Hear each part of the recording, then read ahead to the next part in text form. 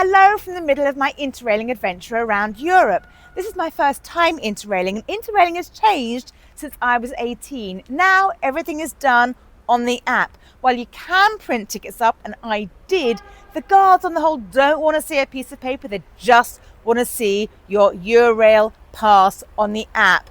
So I found some things a little bit tricky, and this video is going to show you how to do it and not get caught out.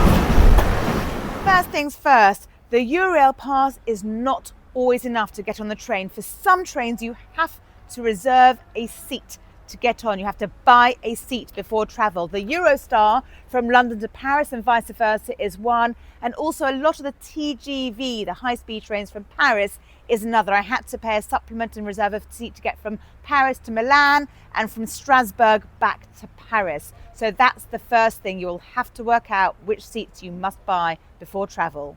Another thing to note is that the Eurail app will tell you that some trains require a supplement. You can pay before you travel or you can pay on the train. The guard will ask you to pay. What I will say is we have found so far that guards have not asked you to pay a supplement, so you can take your chances. I would say don't book the seat unless you absolutely really want to, because you might get away without paying. Then there are trains where a seat reservation is recommended, but you don't have to reserve a seat. You can take your chances, see if it's busy or not. That's up to you. So on some trains, on the longer trains, I have reserved a seat. On the shorter trains, I am chancing it, and so far it's been okay. I'm traveling first class. There's not always tickets available in first class, so sometimes I've traveled in second class instead. Okay, now it's time to talk about the app itself. The app is easy enough to install on your phone, and the pass is easy enough to activate on your phone. What I found tricky was loading each journey onto the phone. That was difficult, and you've got to do that because you're going to have to show your ticket electronically to the guard. Now tomorrow I'm doing a journey which involves 5 trains, and it's hard to put all those journeys together. So let me show you and take you through it one by one. Here's the Eurail app. You've got to upload to your phone. Now let's click on it. So the first thing you need to do is click on My Pass at the bottom. I'll do that, and that's what comes up next. As you can see, you've got all the different days. Different passes have different lengths of duration. Mine is a 15-day pass. So far, I've only travelled 4 days. Tomorrow will be my day 5 of travel, so that's what I need to load up. And to do that, you need to press the planner icon on the bottom left, and then to load each journey and save it to your phone. The first journey I've got to look up is from Ljubljana to Villach in Austria. So you look it up first of all. There I found Ljubljana, and now I'm going to look for Villach in Austria. And then afterwards you've got to select the date and the time that you might want to travel. Here we go, I'm going to find a series of times. Then you pick the one. It says reservation optional. I'm not going to make a reservation. I'm going to go on the train and just take potluck and see what happens. I'm going to load that on. I'm going to save my journey there. And now I'm going to view it.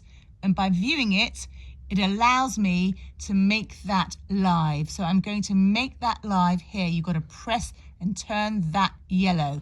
That one will now be used on my phone and saved. And then I've got to press use a travel day, because I do need to use a new travel day.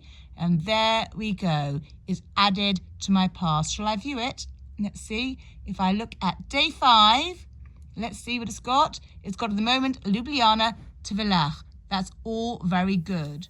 So basically, if you've got more than one train in a day, you just got to add each train journey to your phone one by one. Look it up, choose the time you want to go, and then you've got to save it to your phone, and then you're going to have to look at it, view it, and then turn it yellow.